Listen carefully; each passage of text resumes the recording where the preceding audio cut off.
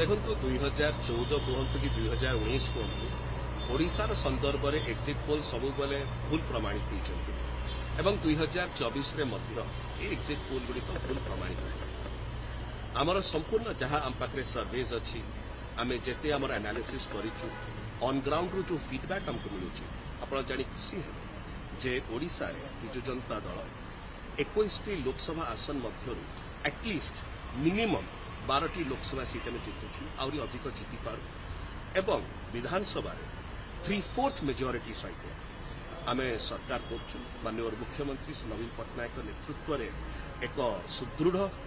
एक strong stable government हवा को जाऊँगी 147 आम असेंबली सीट्स रही 3/4 जो देखिए मिनिमम 110 सीट सेटा 110 115 उपड़ को भी जापे एवं आमर जो सर्वेस कहते that we are very well poised आम पाखे जो प्रकार नंबर्स आमर आसूची आम समस्त उत्साहित अच्छु एवं जो एक्जिट पोल गुड़िक आसूची 2014 में भूल प्रमाणित होते 2019 में भूल प्रमाणित होते 2024 में ओडिशार संदर्भ में भूल प्रमाणित